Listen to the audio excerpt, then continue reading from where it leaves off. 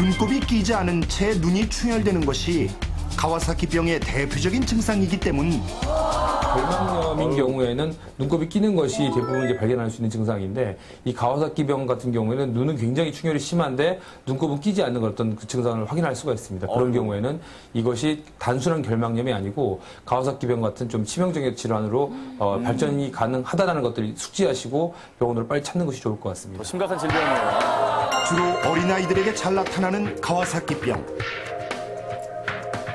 이것은 혈관벽에 염증이 생기는 질환으로 치료가 늦어지면 관상동맥에 문제를 일으켜 심한 경우 협심증, 심근경색으로 사망에 이를 수도 있다. 가와사키병은 2000년 인구 10만 명당 73.7명에서 2005년 104.6명으로 점차 증가하는 추세. 그렇다면 가와사키병의 증상은 무엇일까? 38.5도 이상의 고열과 함께 눈곱이 끼지 않은 채 충혈된 눈, 딸기 같은 붉은색 혀, 붉은색 혀, 피부 발진, 손이나 발 부종 이런 증상이 나타나면 바로 응급실을 찾아가는 것이 좋다. 가와사키병은 병원에 오게 되면은 이제 면역글로불린과 아스피린으로 치료를 하게 됩니다. 물론 이제 다른 어떤 치료법도 있고요. 이런 치료를 빨리 시행해야 되는 이유는 일단 심장 내에 여러 가지 합병증을 유발할 수 있고 그것이 굉장히 치명적이라는 것이 이유가 됩니다. 그래서 되도록이면 빨리 발견해서 병원에 와서 이런 처치를 받는 것이 굉장히 중요하겠습니다. 그러면 가와사키병 외에도 아이가 열이 날 때 응급실에 가야 하는 경우는 언제일까?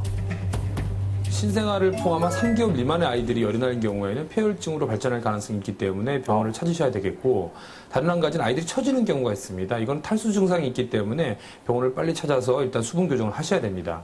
마지막으로는 일단 아이들이 숨을 굉장히 들이쉬는 것이 힘겨운 경우 간혹 이제 옷을 벗겨서 보시면 갈비뼈 사이에 있는 근육이 쑥쑥 들어가는 것들을 확인할 수가 있는데 이런 경우에도 아이들이 폐렴으로 발전할 가능성이 있기 때문에 이런 경우에는 빨리 병원을 찾는 것이 좋을 것 같습니다. 네. 응급실에 가느냐 마느냐 두 번째는 설사.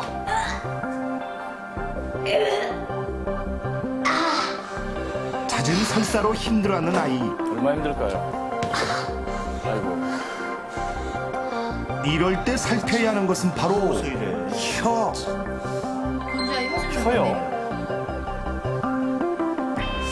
이렇게 설사를 많이 하고 혀가 갈라질 때는 응급실에 가야 한댔어. 에이, 아니야.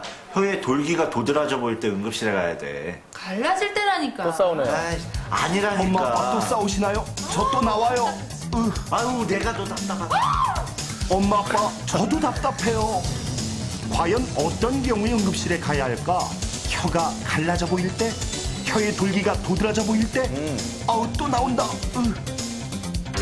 정답은 혀가 갈라져 보일 때. 갈라져 보일 때. 일단 혀가 갈라져 있는 경우를 확인하는 거는 이제 탈수를 저희가 이제 확인하기 위해서 그러는데 이 설사를 하게 될 경우는 이 탈수가 가장 위험한 어떤 요소가 될 수 있습니다. 병원에 오시게 되면 저희가 측정하는 방법은 일단 체중과 소변량, 그다음에 눈물 여부, 그다음에 이 그 혀나 입술의 어떤 말라 있는 그 양상을 저희가 확인하게 되는데 실제로 가장 집에서 확인할 수 있는 쉬운 방법은 혀나 입술 자체가 어느 정도 말라 있는지를 확인하는 것이 가장 쉽게 확인할 수 있는 탈수의 어떤 징후가 되겠습니다. 탈수는 우리 몸의 수분이 부족한 상태를 말한다. 설사가 반복되면 체내의 수분과 전해질이 몸 밖으로 빠져나가 탈수 증상이 나타나는 것이다. 탈수가 심해지면 중추신경 장애, 쇼크 증상, 심한 경우 사망에 이르기도 한다. 아유. 탈수를 막기 위해 필요한 것은 바로 수분 보충. 그러면 수많은 음료들 중 무엇을 마시는 것이 가장 좋을까? 엔젤의 추천은 바로 따뜻한 보리차. 탈수에는 먹을 때 부담을 느낄 수 있는 차가운 물보다는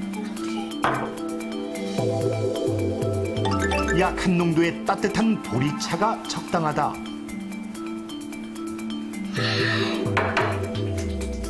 그럼 보리차 외엔 어떤 음료가 좋을까?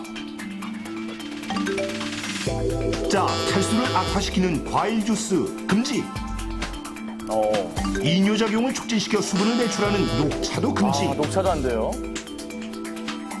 그리고 가스를 발생시켜 장을 자극하는 탄산음료 역시 금지.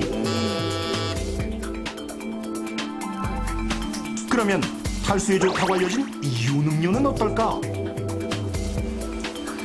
과연? 이온 음료 중에서 이제 스포츠 이온 음료 같은 경우는 아이들한테는 맞지 않다. 특히나 그 안에 있는 소금 성분, 그러니까 소듐 성분이 굉장히 부족하기 때문에 탈수 교정은 안 된다고 보셔야 되겠고요. 근데 그거 외에 우리나라에서도 최근에 그 발매가 되고 있는데 기존에 아이들 탈수 전용으로 해서 사용할 수 있는 이온 음료가 있습니다. 그래서 그래요? 그 성분은 아이들이 먹기도 편하기 때문에 그거를 복용하신다고 한다면 탈수 교정하는데 굉장히 효과적이라고 볼 수 있겠습니다.